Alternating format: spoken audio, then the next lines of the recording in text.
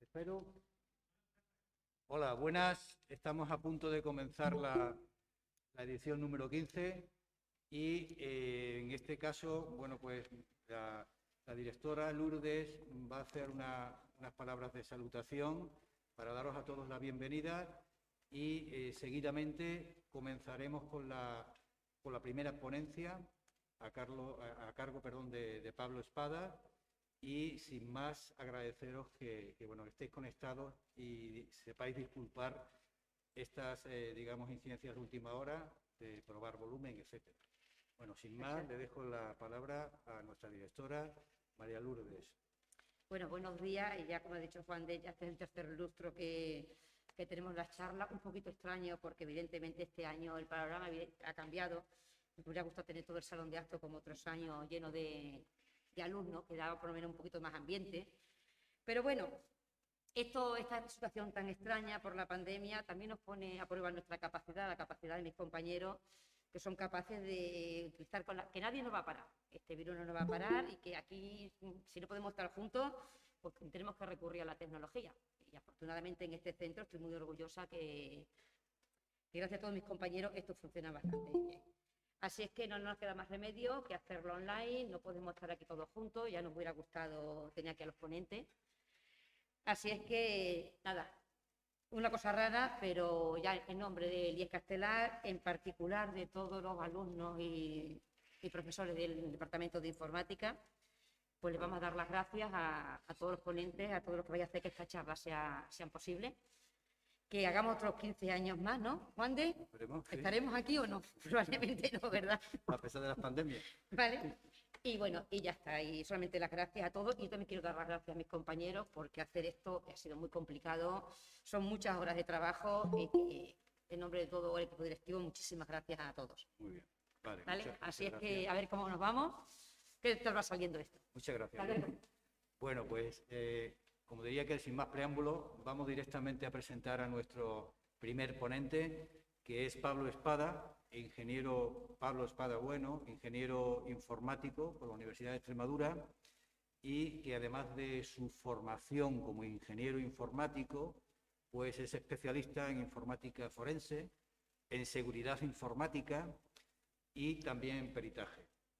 De todo ello, bueno, pues dan fe sus numerosos cursos realizados e igualmente también los cursos que ha venido impartiendo, entre ellos recientemente a nuestros compañeros de ciberseguridad, el curso de ciberseguridad.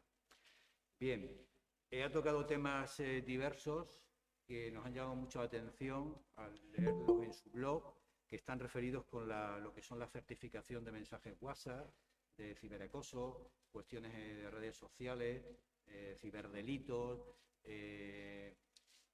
cuestiones probatorias a nivel de juicios de la IP, es decir, una cantidad de temas que a nosotros todavía nos suenan extraños, pero que desgraciadamente cada día se hacen más, digamos, visibles, ¿no?, en la sociedad, digamos, cibernética. Bueno, pues esperemos que nos dé una visión que nos ayude a protegernos y le agradecemos muchísimo el que haya venido, al igual que a todos los ponentes que lo hacen de manera altruista y gracias a ellos, pues bueno, pues nosotros y nuestros alumnos podemos aprovecharnos de su experiencia. Muchas gracias, Pablo, y te cedo la palabra para que comiences cuando quieras. Perfecto, Juan de. Pues nada, muchísimas gracias.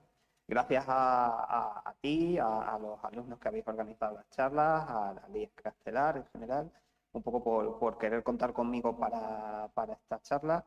Y nada, espero que por lo menos os pueda contar, aunque no pueda estar allí físicamente y presencialmente, espero que os pueda transmitir un poquito de lo que es mi trabajo y daros unas pinceladas que creo que os pueden resultar a todos interesantes en la línea de lo que estabas contando, ¿vale? A todos, bueno, saludos a los que estáis allí, a los que estáis también en diferentes aulas, como me ha dicho Juan de, y a los que estáis en casa. Y nada, al final, vale, voy a dejar un ratito al final para que podamos repasar las preguntas, ¿vale? De todas maneras, si queréis, cuando yo comente alguna cosa, las queréis ir enviando por el chat y tal, luego al final hacemos una ronda ahí para poder resolver vuestras dudas, ¿vale? A veces me enrollo mucho, entonces, si no las contesto sobre la marcha, de verdad que luego dejo un rato, ¿vale? Vale, voy a presentar un poquito sobre mí, ¿vale? Básicamente.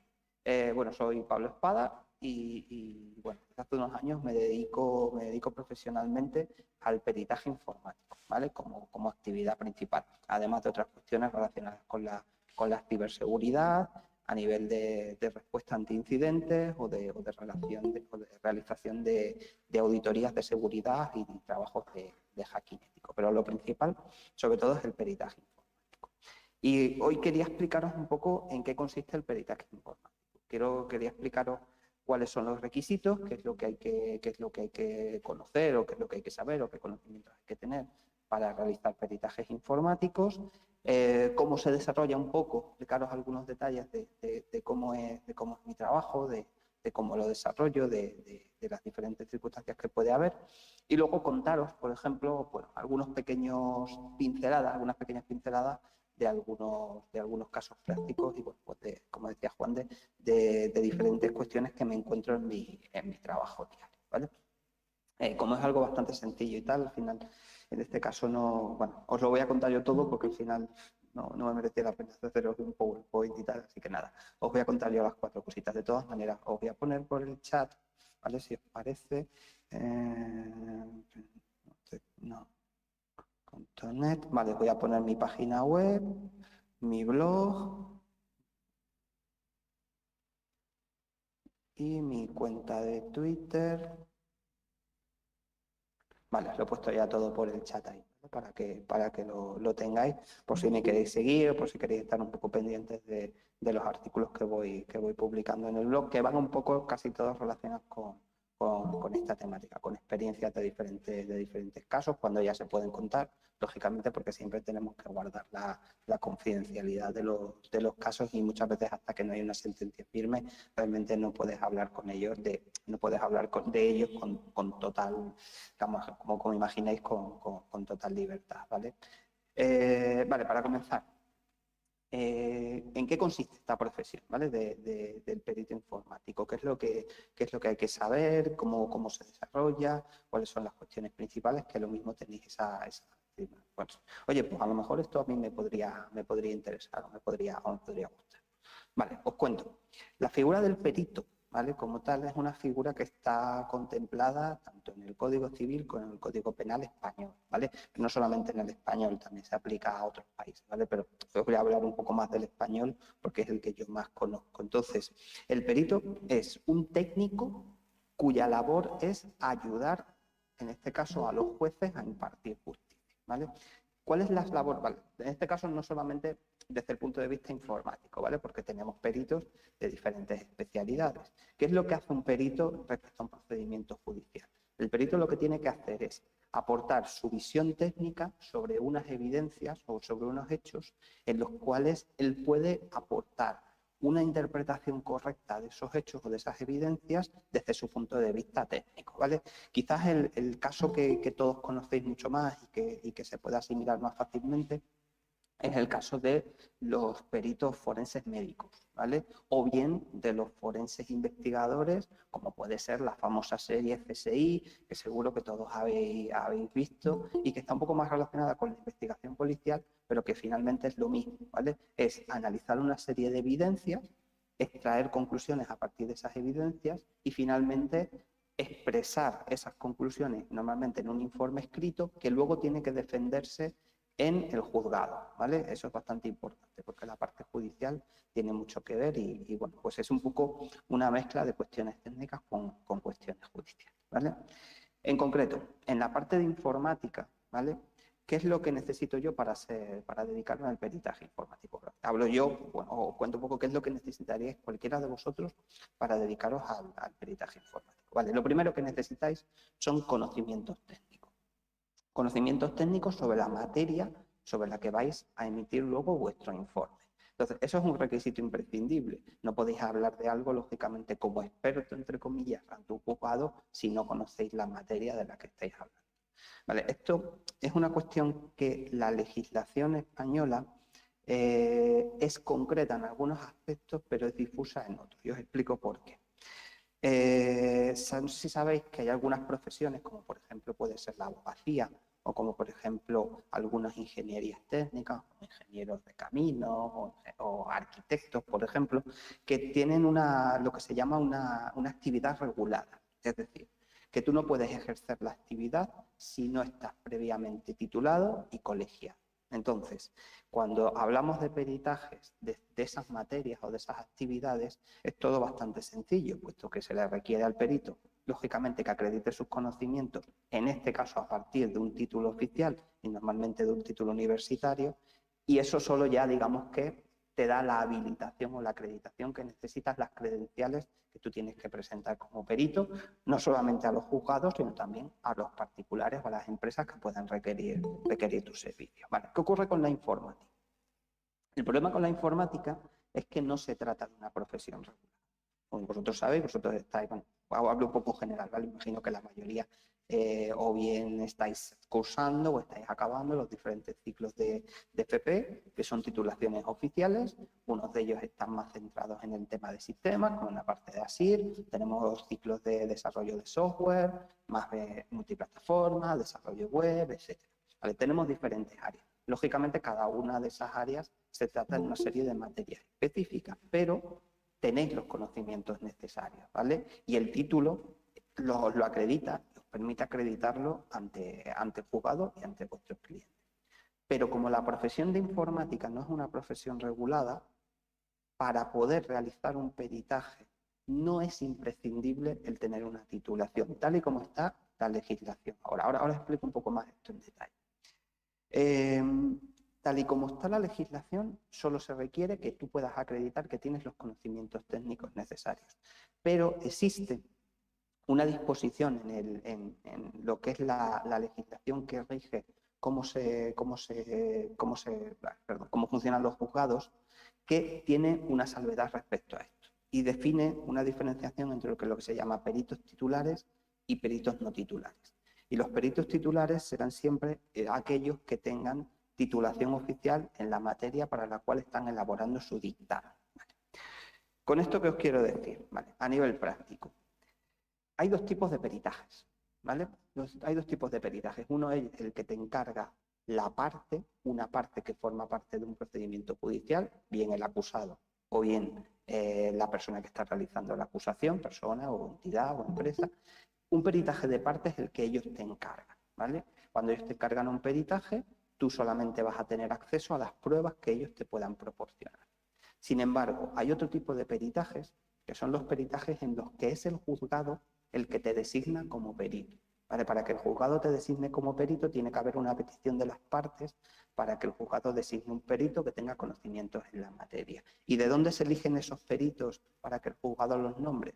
Pues se eligen de unas listas de peritos que los diferentes colegios profesionales envían a la sede central de los juzgados o al decanato, dependiendo de la comunidad autónoma o dependiendo del tipo de gestión que utilicen, pero en general hay unas listas de peritos que los colegios profesionales envían y que cuando el juzgado requiere a un perito para un juicio, para un caso, lo que hacen es que van a esa lista, ven al que le toque por turno y citan a ese perito para que vea si puede hacerse o no puede hacerse cargo de la pericia.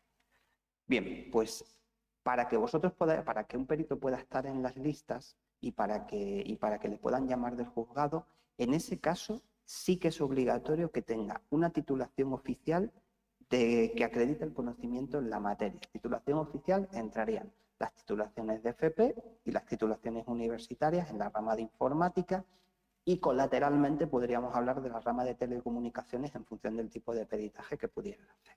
Entonces, todos los que estáis ahora cursando los ciclos de FP, ¿vale? Tenéis unos ciertos conocimientos en el área de informática, ya sea más de sistemas, sea más de desarrollo, ¿vale? Pues con ese título oficial que tenéis o que vais a obtener, tenéis la habilitación necesaria para poder realizar los peritajes.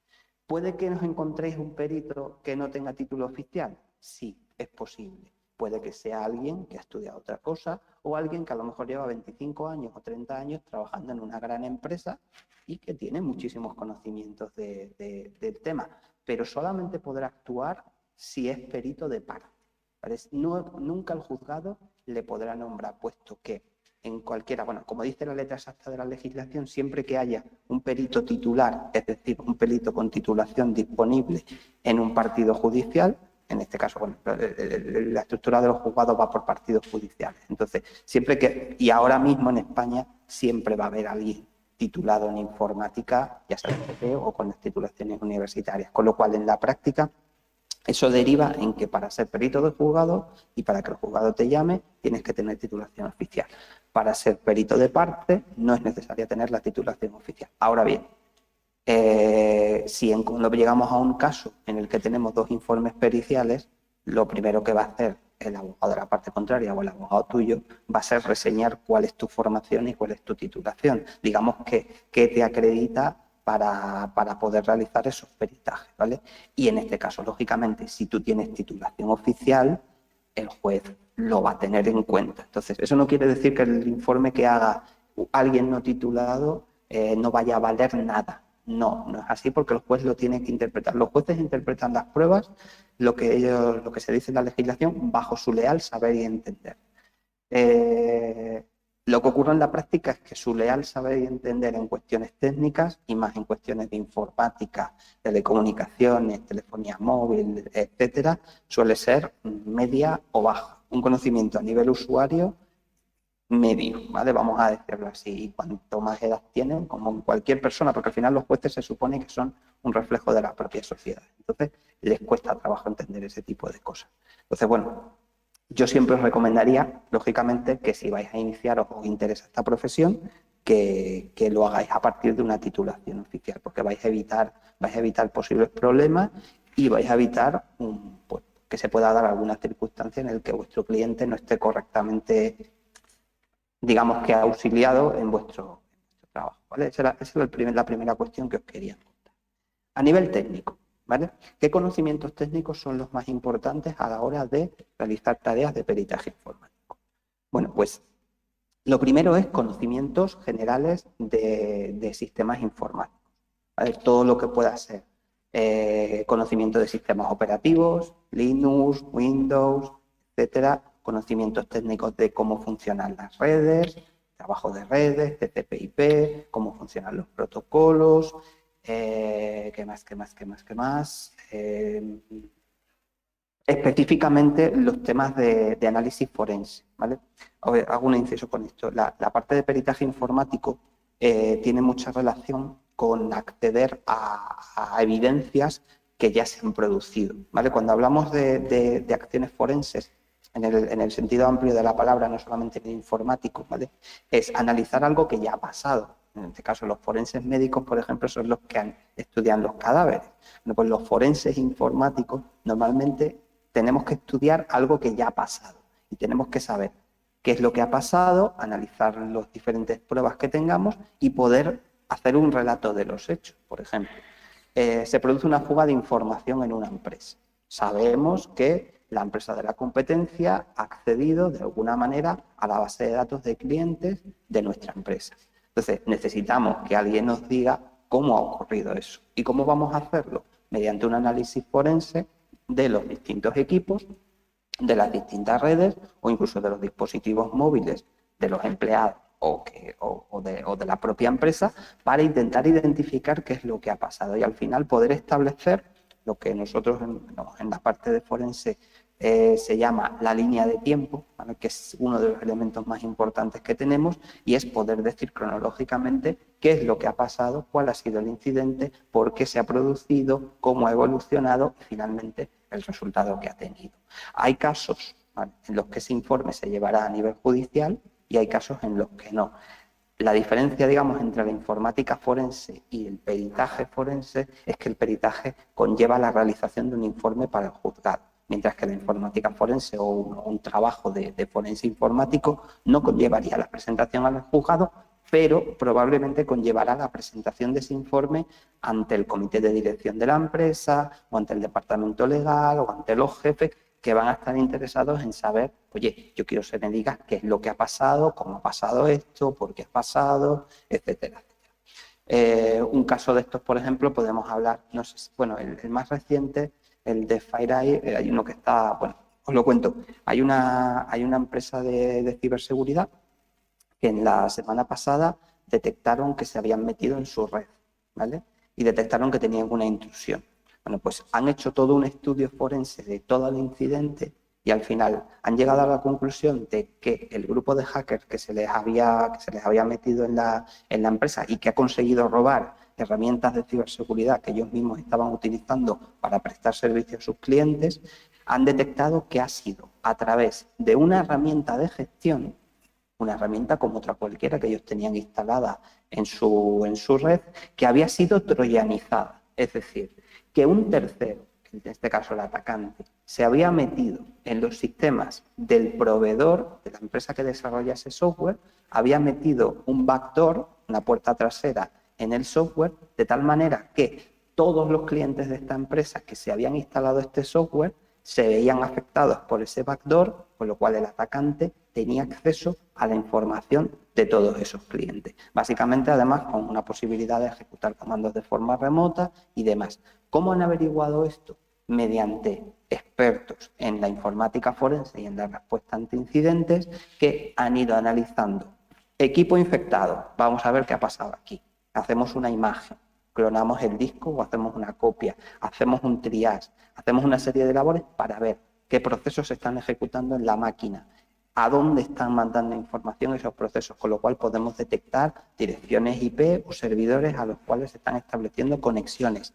Podemos analizar cuándo se han creado esos procesos o esos archivos en el disco. Podemos ver quién es el usuario que los ha creado. Podemos analizar toda esa serie de informaciones que en una línea de tiempo que podamos organizar, al final nos permitirá o nos dejará resolver de alguna manera cuál ha sido el incidente, ¿vale? Y lógicamente a partir de ahí poner medidas y pues intentar subsanar y que el daño sea el menor posible, ¿vale? Esa es un poco la labor de la informática forense. Por eso los conocimientos que necesitáis básicamente son generales a nivel de sistemas, pero más específicamente, ¿vale? Muchas de las cosas que se cuentan en el temario del curso de especialización de ciberseguridad, que como os ha comentado Juan se está empezando a dar este año en vuestro centro y también en el Valle del Jerte de Plasencia, muchos de los contenidos que se dan están muy orientados a esto. Por ejemplo, se explica cómo hacer un análisis forense y dentro de esa parte se ve cómo analizar discos duros, se explica cuáles son los eventos principales que podemos extraer de una imagen de disco, como pueden ser los registros de eventos de Windows, como puede ser la Master Boot Record, que es una tabla en la que se guarda toda la actividad de un disco duro, con lo cual podéis saber cuándo se han creado ficheros, cuándo se han eliminado ficheros. Aprendéis a analizar los registros del navegador, por ejemplo, que muchas veces el navegador nos puede dar mucha información. Podemos obtener contraseñas también que estén disponibles en la propia máquina. Entonces, la parte de todo lo que es relacionado con tener conocimientos de análisis forense, tanto de Windows como de Linux, como de dispositivos móviles, que sería un poco la tercera pata, incluso más allá de dispositivos IoT, ¿vale? Porque ahora los dispositivos IoT cada vez están más a la orden del día y con el tema del 5G creo que va a aumentar cada vez más. Ahí podemos meter drones, podemos meter altavoces inteligentes tipo Alexa y demás, podemos meter estas bombillas o termostatos inteligentes. Bueno, pues al final un delito o un incidente de ciberseguridad puede haber venido provocado o puede haberse producido por un fallo de seguridad en cualquiera de esos elementos. Entonces es importante que conozcamos la metodología para poderlos analizar y que podamos extraer conclusiones sobre ello, ¿vale? Quizás esa es la parte más importante. La otra pata, ¿vale? Que es la que no vais a aprender quizás en lo que serían los conocimientos más técnicos, puesto que están orientados, lo que os digo, a la realización forense, pero no tanto al peritaje, es conocer un poco cómo funciona el sistema judicial y cómo funciona, cuál es el trabajo de los peritos, ¿vale? Para esto hay cursos, hay máster universitarios y hay diferentes formaciones que, digamos, que puedo impartir yo o puedo impartir algún otro perito que ya tenga experiencia y que os va a contar un poco, bueno, pues, digamos que el día a día, ¿vale? De ese trabajo, ¿vale? Esa es un poco la situación. ¿Qué más os quería contar? Vale, sí, sobre el día de ese trabajo, ¿vale? Os explico. Un poco lo que os comentaba al principio. Puede haber dos maneras de que a mí me llegue un caso, ¿vale?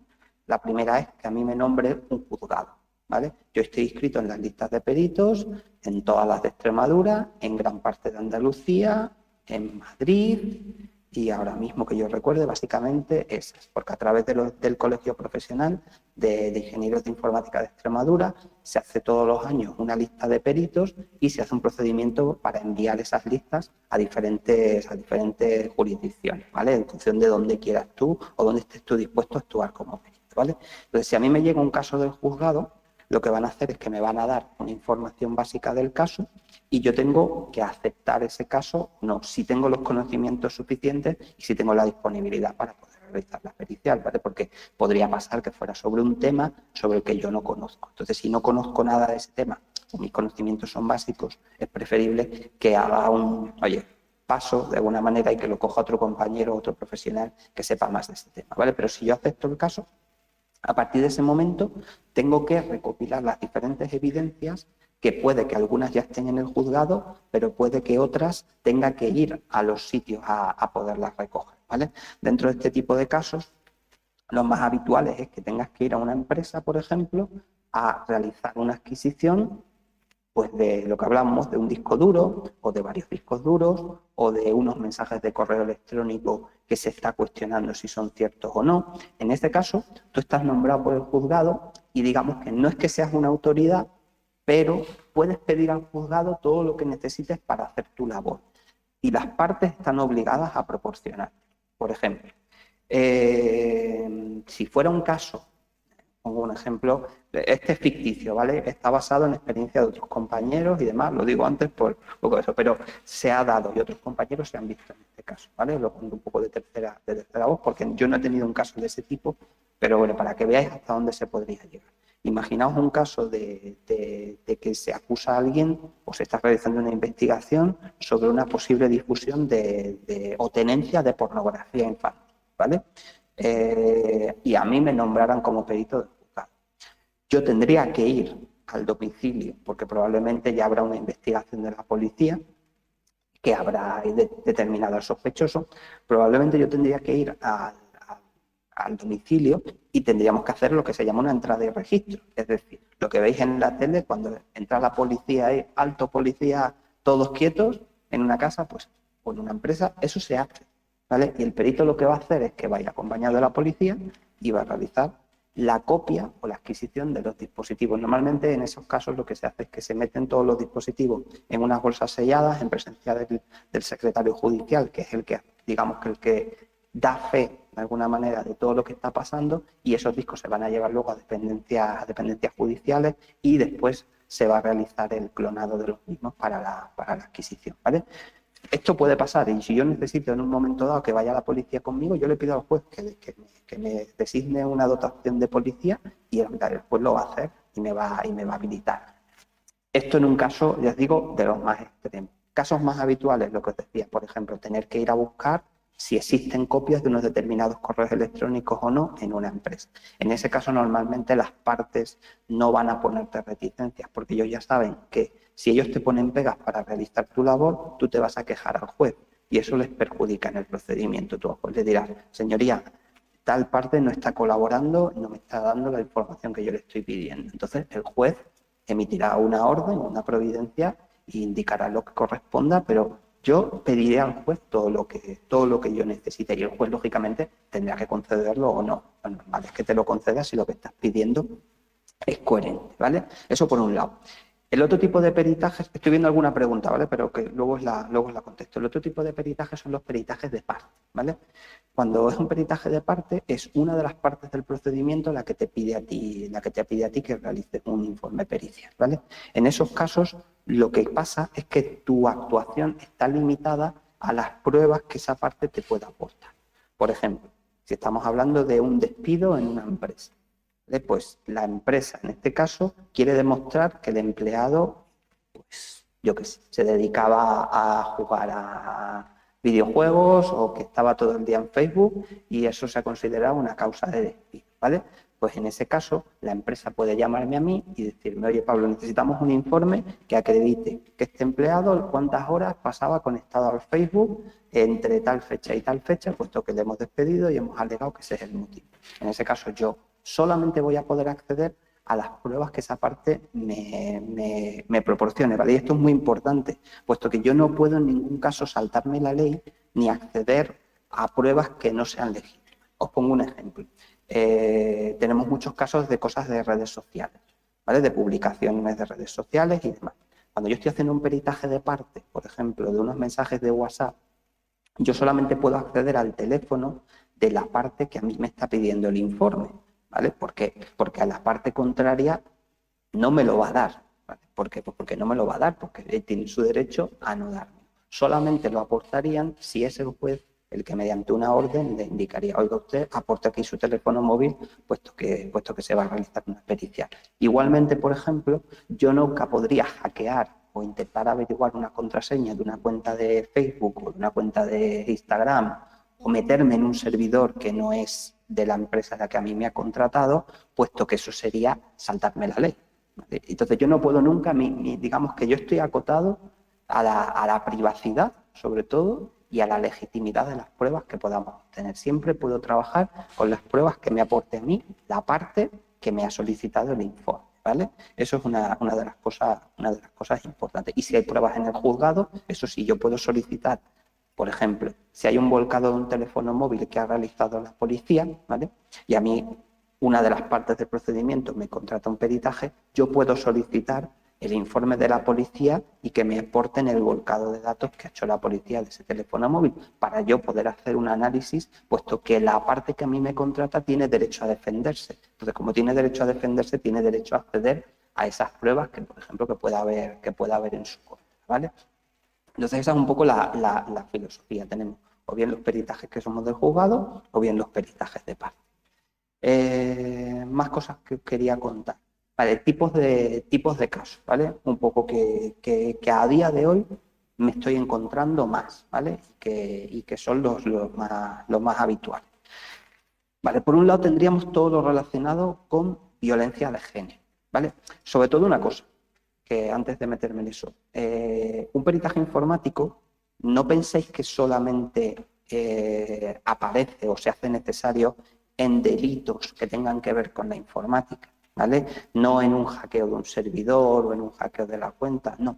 Pensad también que hay muchos delitos que no son informáticos, digamos, son delitos clásicos, como pueden ser las amenazas, los insultos, el acoso, una serie de delitos, las estafas económicas, ¿vale? Que son delitos clásicos y que en el Código Penal están tipificados y se han venido dando durante muchos años, pero que ahora lo que han cambiado es la manera de realizar el delito, las herramientas con las que se realiza el delito. El caso más sencillo es los atracos a los bancos. ¿Vosotros oís ahora en la prensa con frecuencia que haya un atraco a un banco? Bueno, de vez en cuando en alguna sucursal de algún pueblo a alguno le da por atracar un banco, bueno, o intentarlo. ¿Qué ocurre? Que un atraco a un banco tiene varios problemas. Primero, que tienes que estar presencialmente en el banco. Segundo, que tienes que ir armado. Tercero, que necesitas cómo fugarte. Tienes que ocultar tu identidad. Y además tienes que buscar una manera de luego lavar el dinero, de alguna manera, o blanquearlo para poderlo utilizar. Eso sí, que me surja de cabeza. Si nosotros nos planteamos, en lugar de atracar un banco, atracar o bien al banco o bien a cualquier usuario de ese banco que tenga una cuenta bancaria y que tenga cierto dinerito, o a una empresa, por ejemplo, que tenga su cuenta bancaria, fijaos las ventajas que tiene ciberatracar. Pues ciberatracar tiene, primero, que no necesito estar físicamente en el sitio. Puedo ciberatracar desde China, desde Rusia, desde Ucrania, desde donde me dé la gana. Segundo, anonimato. Más o menos, ¿vale? Puedo buscar un cierto anonimato o por lo menos complicarle la investigación a la policía, ¿vale? Existen deep web, existen herramientas como Tor, existen VPNs, existen un montón de herramientas que yo, si soy el malo, puedo utilizar. Blanquear el dinero, bueno, electrónicamente es mucho más sencillo. Si yo consigo una transferencia a una cuenta de alguien intermedio y desde ahí consigo de alguna manera traspasarlo a bitcoins, o si consigo que el extorsionado directamente me pague en bitcoins, pues ya los bitcoins son mucho más difíciles de rastrear. Con lo cual, ¿qué os quiero decir con todo esto? Pues que lo que antes eran atracos a bancos, ahora sigue habiendo delitos económicos. Es más, el 70-80% de los delitos que se investigan suelen ser de tipo económico, pero ahora esos delitos económicos se realizan con medios tecnológicos. Por lo tanto, a la hora de defenderte, si te acusan de un delito de ese tipo, pues vas a necesitar medios tecnológicos también para tu defensa. No solamente lo que argumente tu abogado, las pruebas que podés aportar de otra manera, testigos, tal, sino que vas a necesitar pruebas tecnológicas, ¿vale? Entonces, por eso es un poco la figura. Lo que os decía, principales casos. Bueno, por un lado estaría también los delitos económicos, como os decía, casos de ciberestafas, lo típico, que me venden por Wallapop, por ejemplo, casos bastante conocidos que ha habido ahora, hace poco, de gente que monta tiendas virtuales, que luego no entregan los pedidos, que estafan, que venden por debajo del precio normal. Todo eso normalmente, si tú eres al que te denuncian, pues intentarás defenderte y contratarás a un perito, buscarás un perito que te pueda ayudar a intentar decir que lo que están diciendo de ti tú no lo has hecho, o bien si tú eres el que sufres esa estafa y has comprado una Play 5 y te han mandado una caja de ladrillos, a ver, a lo mejor por una Play 5 que cuesta 500 euros, pues a lo mejor no llega el tema tanto, pero se ven estafas bastante gordas. Por ejemplo, hay una estafa que ahora mismo está muy en moda, que es lo que se llama el fraude del CEO. El fraude del CEO es una estafa en la que el atacante, en este caso, se consigue meter en el correo electrónico de un responsable de la empresa, normalmente alguien que manda y demás, interceptando esos correos. Lo que hace es que cuando ve que se tiene que pagar alguna factura gorda, o bien se inventa que hay que pagar una factura a un proveedor y da órdenes al departamento económico para que haga una transferencia de dinero a una determinada cuenta. Todo esto a lo mejor os resulta muy eso, pero si os buscáis un poco en internet y buscáis fraude del CEO, EMV, ETV, parece que era Empresa de Transportes de Valencia, Empresa Municipal de Transportes de Valencia, hace como cosa de un par de años, y ahora lógicamente está todavía en los juzgados, sufrió un caso de estos. Muchos no os enteráis y nadie se entera, porque con el tema de los ciberdelitos, las empresas, sobre todo cuando los sufren, intentan ocultarlos, ¿vale? Para que, pues, por el tema de reputación, ¿vale? Es algo que desde el punto de vista de la ciberseguridad no se debe hacer. Es más, incluso a nivel legal, si sufres un ciberdelito o sufres un hackeo o sufres algún tipo de cosas de este tipo, tienes obligación de dar parte al INCIBE o al CCN en función de si eres una entidad pública, privada, etcétera. Es decir, todo este tema a nivel regulatorio ha cambiado bastante, pero ya sabéis que luego la gente, pues una cosa es lo que diga la ley y otra cosa es lo que ellos hacen, ¿vale? Pero bueno, el tema de las estafas económicas está bastante en boga, ¿vale? Y hay muchos casos de ese tipo. En esos casos, por ejemplo, hay que analizar los correos electrónicos recibidos, quién los ha mandado, a ver si podemos averiguar las direcciones IP desde las cuales se enviaron para poder investigar un poco más y que la policía pueda investigar un poco más. ¿Vale? Parte de estos trabajos a veces lo hace la policía, pero con la policía pasa una cosa. Primero, que están muy saturados, y segundo, que no sé si sabes que para ser policía de delitos tecnológicos, primero tienes que ser policía, es decir, tienes que aprobar la posición de policía, y después te tienes que especializar en los delitos tecnológicos. Entonces, no siempre los policías que están destinados a la brigada de delitos tecnológicos tienen los conocimientos que muchos de vosotros podéis tener en ciertos temas. Yo puedo tener, o incluso personas que estamos más metidas en el tema informático. A veces son, digamos, que policías que a lo mejor llevan 2 años y que ellos, su conocimiento, aunque se forman y dan cursos, pues no es específico. Ahora también os digo, a nivel central, de lo que es la Brigada Central de Policía y de la Comandancia Central de la Guardia Civil, hay unos equipos de la hostia, de Guardia Civil y de Policía, que tienen unos conocimientos bestiales. Y ahí hay ingenieros y hay tal. Pero primero son policías y después a lo mejor son ingenieros o son expertos en informática forense, ¿vale? Hay casos que se resuelven con investigaciones de la policía bestiales. Pero no siempre esos casos llegan hasta esos grupos, ¿vale? Hay veces que son casos, entre comillas, no tan gordos o no tan importantes y no llevan ese tipo de investigación, o el grupo que lo está investigando, los policías o los guardias civiles que lo está investigando, a lo mejor no están tan especializados en el tema tecnológico, ¿vale? Entonces, esa es un poco una de las líneas. Otra de las líneas que tendríamos a día de hoy más, ¿vale? Sería el tema de la violencia de género. El tema de la violencia de género está en boga, pero una barbaridad, ¿vale? ¿Por qué? Porque antes la violencia de género se circunscribía a bueno, pues una situación familiar que se producía dentro de 4 paredes, ¿vale? Con lo cual, pues las pruebas se centraban más en temas psicológicos, en declaraciones de testigos y demás. Pero ahora, como comprenderéis, bueno, pues si se dan casos de violencia de género, es muy probable que haya multitud de mensajes de WhatsApp, de Messenger, de Instagram, que dejen constancia de esa violencia de género o que al menos permitan ver cuál es el tipo de relación que había entre esas 2 personas y si realmente eso coincide con un patrón de violencia de género. Eso, unido a los informes del psicólogo y a otros testigos, puede ser clave para determinar si en este caso hay otro tipo de violencia, ¿vale? Pero, por ejemplo, si una mujer realmente ha sufrido un acoso bestial. Eso en la parte interna, pero lo podemos extrapolar a la parte externa. ¿Cuántos casos no hay de publicación de fotos vejatorias en entornos públicos? Supongo que todos oísteis, porque fue muy sonado, el caso de la Ibeco de Madrid, ¿vale? De la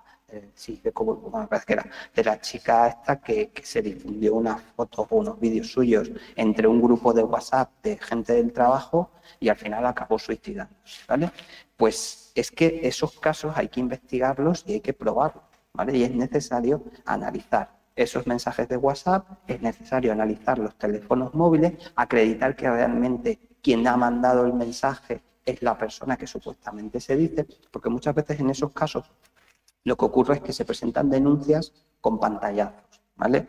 Pantallazos de la red social, pantallazos de los WhatsApp, pero como me imagino que todos, si pensáis un poco mal, sabréis, yo puedo coger, por ejemplo, mi móvil, veo a Juan de ahí de fondo con la foto, pues mira, cojo mi móvil, doy de alta un contacto que le pongo Juan de Pórtalo en el contacto simplemente y bueno, ahí me dedico a decirnos de todo, burradas y tal. Incluso puedo utilizar fake chat, ¿vale? No sé si la conoces de fake chat, lo que hace es que emula la interfaz de WhatsApp, pero los mensajes tú los puedes escribir, tanto los de una parte como los de la otra, incluso cambias el nombre del contacto.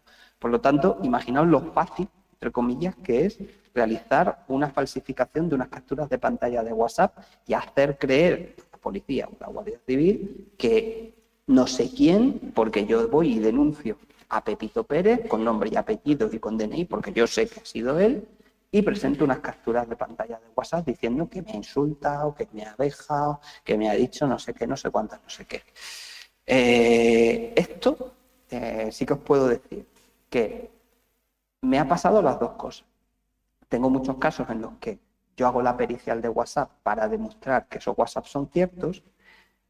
Hay casos en los que se presentan los pantallazos y nadie dice nada y todo el mundo asume que son ciertos y se toma lo que ven ellos aparece como cierto, ¿vale?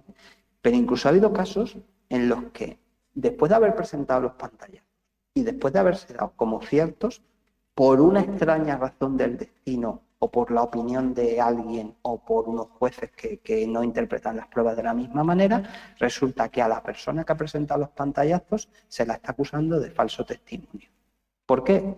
Pues porque, oye, mira, pues no, los pantallazos a lo mejor no son ciertos o a lo mejor han sido manipulados. O sea, imaginaos hasta el punto en el que se puede llegar a revirar la cosa. Entonces, es necesario, como os imagináis en este caso, para hacer una pericial de WhatsApp, es necesario acceder a la propia base de datos de WhatsApp. ¿Y ahí qué influye? Pues si estamos en un Android o estamos en un iOS. En función de si estamos en un Android o estamos en un iOS, la forma de acceder a los ficheros que tienen los mensajes de WhatsApp es distinta, ¿vale? Y las consideraciones técnicas, incluso en función de la versión de Android y de la versión de iOS, podemos tener miles de circunstancias, ¿vale? Por ejemplo, los teléfonos móviles a día de hoy, desde Android 7 en adelante, casi todos van cifrados, ¿vale? Su disco, su memoria, contiene la información totalmente cifrada en base a un PIN y a una clave, en base a un PIN y a una clave que se proporciona, ¿vale? Entonces, eso complica la extracción de los mensajes. En iOS es un poco diferente, hace poco salió un jailbreak que era el Chekra M8 que ayuda a poder acceder a una imagen física. Los detalles, ¿vale?, de cómo hacer esas extracciones y cómo analizar cada sistema operativo móvil y cómo eso es parte de lo que os contaba antes que se incluye en el temario del curso de especialización de ciberseguridad en la parte de informática forense. Por eso digo que es bastante interesante en ese sentido. Más casos, interpretación de pruebas tecnológicas, por ejemplo. Lógicamente, por ejemplo, cuando se comete un delito a través de Internet, el rastro que queda de forma más sencilla, o digamos que al que se tiene acceso casi siempre, en muchos de los casos, es la dirección IP, ¿vale? Por ejemplo, vosotros hacéis una compra, o cuando os dais de alta una cuenta de Google, o cuando hacéis una operación en el banco, ¿vale? Siempre se está registrando en los logs la dirección IP desde la cual tú estás realizando la acción. ¿Qué ocurre? Que como creo que la mayoría o muchos de los que estáis en la charla sabréis, la dirección IP se asocia al dispositivo, no se asocia a una persona física, pero por cómo está la legislación en el tema de protección de datos, puesto que la dirección IP está incluida en los datos personales que están bajo protección por el RGPD y por lo que os decía antes, porque si vosotros a lo mejor le preguntáis a vuestra madre o a vuestra padre qué es una dirección IP, lo mismo no tienen ni idea. Entonces, si le llega un informe de la policía o de la Guardia Civil que dice que este acto delictivo o supuesto acto delictivo se ha realizado desde una dirección IP cuyo titular, porque la dirección IP está vinculada a una línea de teléfono fijo o móvil normalmente, que tiene un titular, con DNI, con cara y ojos y con nombre y apellido, ¿vale? Pues si dice que el delito se ha cometido desde esta IP que pertenece a este titular, hay una tendencia que todavía a día de hoy no se ha corregido y estamos peleando, y me toca a mí pelearla en los juzgados varias veces, llevo ya, en el tema de explicarles a los jueces, oiga, señoría, esto hay que explicarlo. ¿Por qué? Porque esta dirección IP, esto es el dispositivo, pero de aquí para atrás, del dispositivo hacia adelante, ¿quién era la persona que estaba detrás de ese dispositivo? ¿Estamos seguros que es el titular de la línea? ¿O podría haber otra explicación razonable? Por ejemplo, esta dirección IP pertenece al centro comercial El Faro. Vale, entonces, ¿qué pasa? ¿Que tiene la culpa el centro comercial El Faro del delito o don XXXX que aparece como titular de esa línea? Hombre, no. No, porque habrá que analizar dónde está esa línea y qué tipo de circunstancias concurren, ¿vale? En este tipo de casos, por ejemplo, todos sabéis lo típico de, oye, le voy a pillar la wifi al vecino, ¿vale? Le hackeo la wifi, hay herramientas que podemos utilizar y que si la contraseña no es excesivamente compleja, pues mediante una fuerza bruta, mediante diferentes tipos de ataques, averiguar la contraseña de la wifi de una wifi doméstica no es excesivamente complicado. Vosotros os imagináis la complicación, y estos son casos reales, ¿vale?, que le genera a vosotros, a cualquiera de vosotros que estáis en vuestra casa, ¿vale?, que cualquier día se os presenta la policía con toda la caballería, ¿vale?, como os decía antes, con entrada y registro, orden judicial, tirar la puerta abajo si es necesario, porque lo hacen, ¿vale?, porque es su trabajo y lo tienen que hacer. Os quitan todas las tablets, discos duros, ordenadores y tal, y todo eso llega porque desde vuestra dirección IP se está compartiendo, bueno, pues ya digamos, pornografía infantil o contenidos sujetos a propiedad intelectual, pues lo típico, que comparto películas y tal, y se hace una investigación, todo esto, bueno, tiene su cierta moderación, pero os pongo el caso de la pornografía infantil porque es uno que ha pasado. Y resulta que, joder, y os quedáis con la boca abierta diciendo, pero ¿y esto? Pero si yo no tengo nada que ver. Tal. Si no se analizan vuestros ordenadores, vosotros podéis alegar, mira, yo no he sido. Bueno, pues vamos a mirar vuestro ordenador a ver si en el ordenador hay pornografía infantil. Si no hay nada, no significa que eso no se haya hecho desde vuestra IP. Sí, se habrá hecho desde vuestra IP, pero entonces hay que ampliar la investigación porque ¿quién más podría estar conectado a esa IP? O resulta que a lo mejor vosotros vivís en un piso de estudiantes y os están entrando hoy y resulta que el delito se cometió hace 2 años cuando los que vivían en el piso de estudiantes es otro diferente, pero la investigación ha llevado su tiempo para solicitar las direcciones IP a las operadoras y tenemos que acreditar eso. ¿Con esto qué os quiero decir? Pues que es necesario explicarle a los jueces muchas veces qué valor o qué significación tienen las cuestiones técnicas, ¿vale? Y si una dirección IP, por ejemplo, como decía Juan, realmente sirve o no para identificar a la persona que ha cometido un delito. Hay muchos delitos que son personales, o sea, tú no puedes condenar. Imaginaos, por ejemplo, el tema de la pornografía infantil o cualquier otro. Si viven 4 personas en una casa, ¿vale? ¿Quién es lo que la ha hecho? ¿Quién ha compartido la pornografía infantil? ¿El padre, la madre, el primo, yo? Claro, es que a mí no me pueden acusar por algo que ha cometido mi padre, ¿vale? Porque somos personas diferentes. Entonces, la justicia tiene que ser capaz de aclarar ese tipo de cuestiones. Y los peritos informáticos, en este caso, a veces tenemos que ayudar a esclarecer ese tipo de cosas, explicando cuáles son los conceptos técnicos en base a las pruebas que se hayan apuntado, ¿vale? Creo que un caso también bastante concreto. Y más o menos eso era un poco lo que os quería contar. Si os parece, voy a coger las preguntas que tengo del chat, ¿vale? Y os las resuelvo. Y ahora si queréis alguno más, o de palabras, Juan, de lo que sea, o que tengamos un pequeño turno. Vale, me preguntaba Miguel López por aquí si mi titulación es universitario de FP. Vale, yo soy ingeniero en informática. Tengo lo que era el plan antiguo, la carrera de 5 años, ¿vale? La hice aquí en Cáceres. Y luego, para el tema de peritajes, hice un curso de especialización, aparte de otros, ¿vale? Pero el más significativo es un curso de especialización que se llamaba, y digo se llamaba porque ya no está, se llamaba de TIF, que sacó la Universidad de Extremadura, y que se trataban bastantes temas de informática forense y de la parte legal, los tipos de delitos, y un poco, la verdad que era bastante completo y me sirvió para entender un poco más, sí algo más de los conocimientos técnicos, ¿vale? Pero sobre todo para entender más cómo funciona la parte judicial, ¿vale? Entonces con eso un poco respondo a la pregunta de Miguel. Luego José Antonio Herrera me comentaba que qué ataques suelo encontrarme con mayor frecuencia, si son ataques internos o externos. Si crees que la formación en seguridad no solo debe ir enfocada a los futuros profesionales, sino también a la población en general o empleados de las propias empresas. Vale, hay de los dos tipos, ¿vale? Ahora mismo el ciberdelito es un negocio y eso es lo que no debemos olvidar. Por un lado es un negocio económico, es decir, hay empresas. Y son empresas, porque en el fondo actúan como una empresa. Tienen a hackers que cobran un sueldo muy alto, normalmente, trabajando X horas al día para conseguir dinero, para conseguir información privilegiada, etcétera. Con lo cual hay una parte externa, ¿vale? Incluso esa parte externa, en muchos casos, tenemos los actores que llamamos institucionales.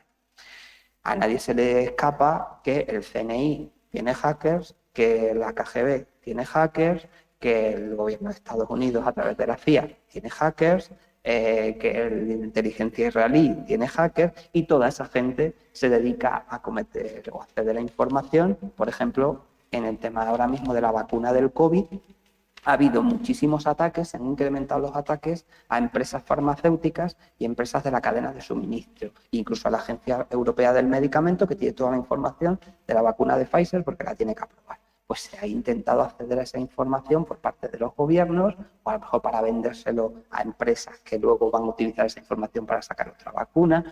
Hay mucho tema por ahí, pero también hay muchos ataques internos. Lo único que ocurre es que la diferencia entre los ataques externos e internos es que los externos quizás normalmente son más elaborados y los internos suelen ser más de andar por casa.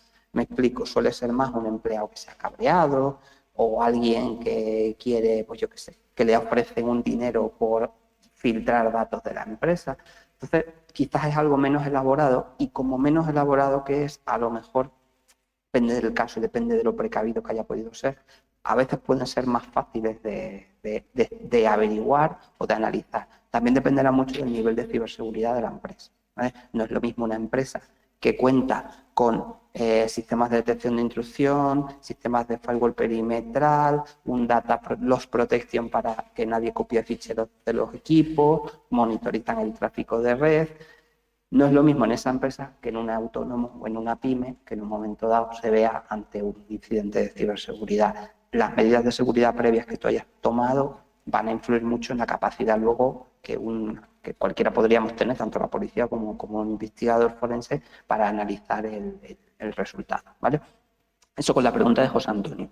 Me decía también aquí Adrián Gómez, ¿vale?, que en caso de un ataque de denegación de servicio de DDoS realizado desde una botnet, ¿qué evidencias tendríamos acceso para realizar el análisis forense?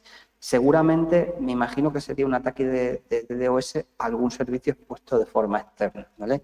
O bien un servidor web, a la parte de la web, o bien algún tipo de servicio, ya sea un SSH o un FTP, que tuviéramos. Entonces, lo importante ahí es establecer buenos logs a la hora de poder detectar esa información, ¿vale? ¿Qué tendremos? Pues, por ejemplo, si es un sitio web, en el log del servidor, ya sea Apache o IIS, tendremos el tráfico. Entonces, si tenemos el tráfico, tenemos ahí un montón de direcciones IP que comprobaremos de dónde vienen esas direcciones IP y la frecuencia del tráfico e intentaremos detectar de dónde vienen. Si es una botnet muy grande y detectamos un ataque masivo desde diferentes direcciones IP, probablemente en ese caso, con esos logs y esa información y a lo mejor un técnico que sea capaz de expresar a la policía qué es lo que ha pasado, tendremos que poner una denuncia, puesto que para parar una botnet, además de los medios que nosotros podamos utilizar a nivel de DDoS, de anti-DDoS, o de poner algún firewall, o de poner algún tipo de medio para evitarlo, para dejar que siga pasando, a lo mejor es una botnet que está atacando a otros actores, con lo cual muchas veces es importante denunciar ese tipo de casos,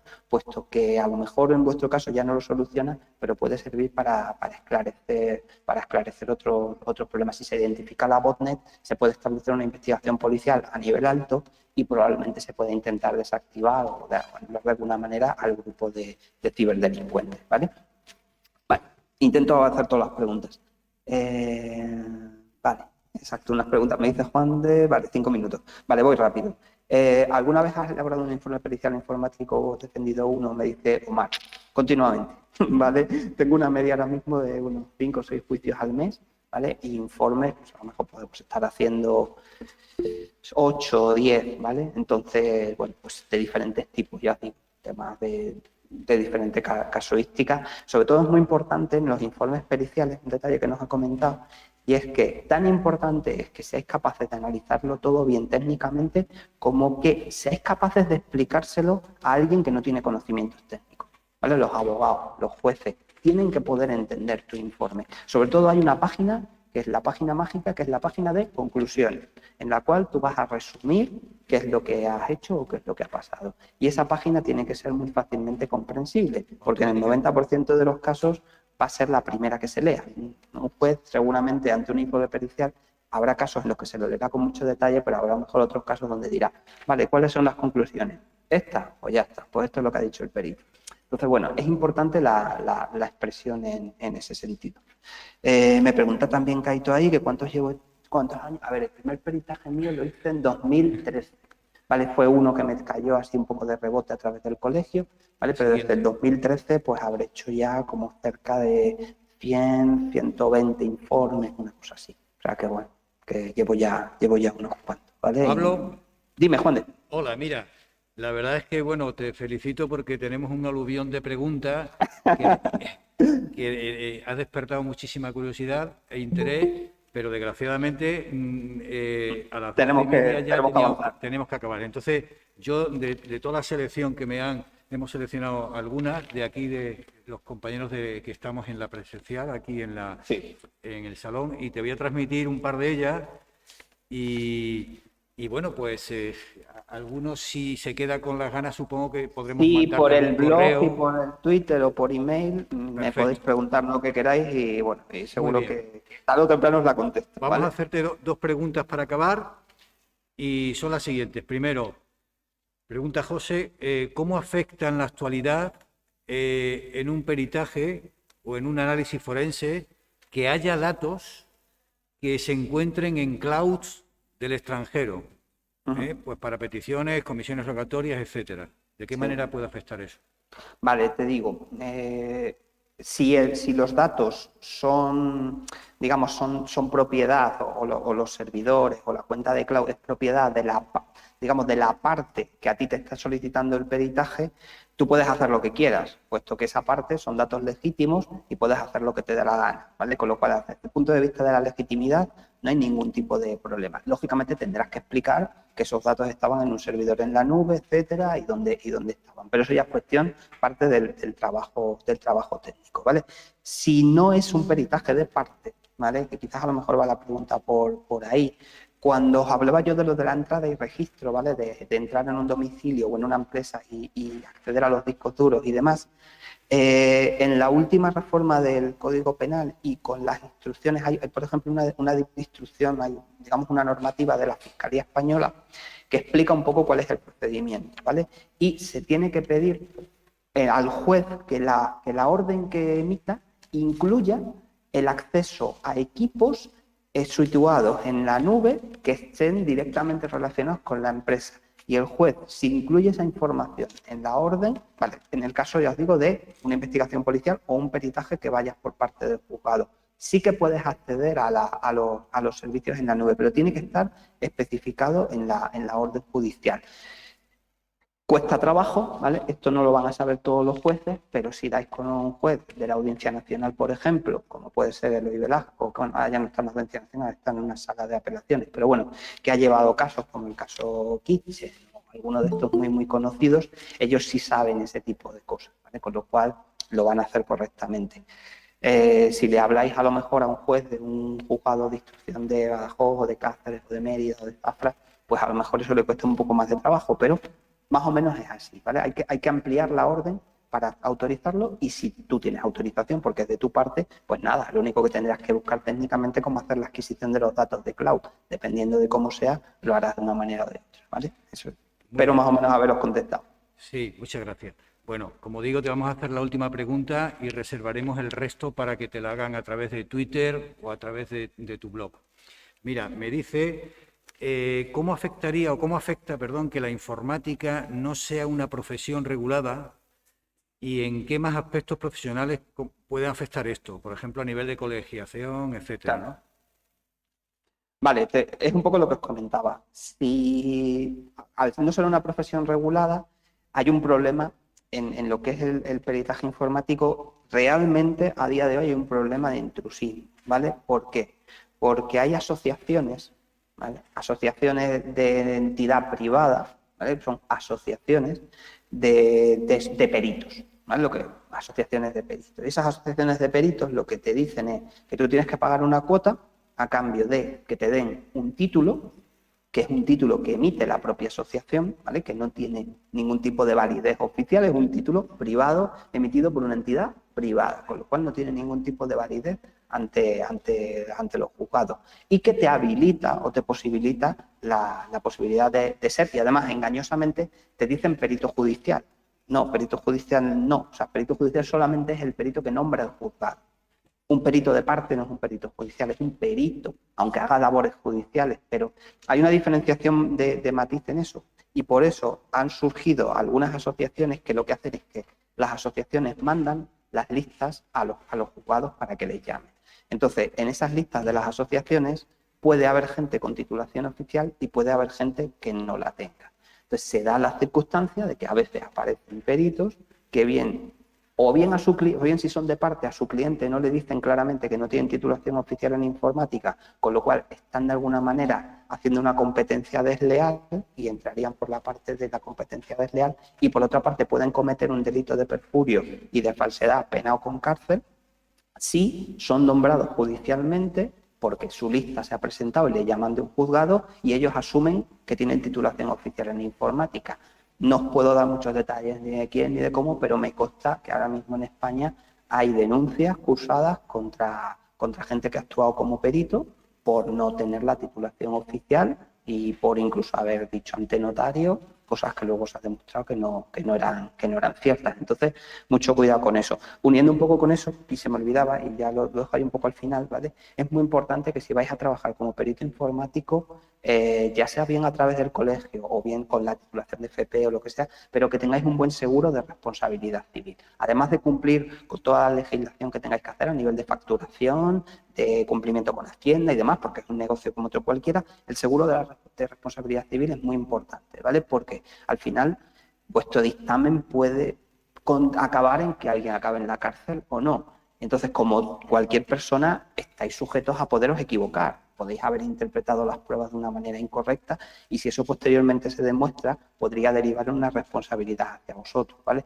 Y esa responsabilidad, los seguros de responsabilidad civil y sobre todo un seguro específico para peritaje informático. No es fácil de localizar, no es fácil de encontrar, pero los hay, ¿vale? Entonces, un seguro específico de peritaje informático es muy recomendable porque mientras no pasa nada perfecto, pero el día que pasa, los gastos de defensa vuestra, gastos de vuestro abogado y gastos del propio juicio pueden resultar importantes y es conveniente que estéis bien protegidos en ese sentido para que luego, pues que no os veáis no veáis eso, aparte de que cumpláis la ley. Lógicamente, si cumplís la ley, el seguro os cubrirá. Si hacéis algo que es ilegal, como por ejemplo os decía antes, si para intentar demostrar, por ejemplo, una publicación en redes sociales o lo que sea, os metéis en la cuenta de la persona que lo ha publicado porque su contraseña era password o 1234, estáis cometiendo un propio delito, con lo cual no os cubriría para nada el seguro y encima os vais a ver en un pleito si eso lo demuestran pillan vuestra IP y sacan algún otro dato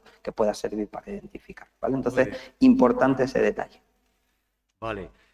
Bueno, Pablo, muchísimas gracias. Todavía Nada, vosotros. nos han seguido llegando algunos mensajes, pero bueno, Sí. como digo y te reitero, ya estaremos en contacto a través de tu blog y de tu Twitter para que cada uno pues continúe preguntando.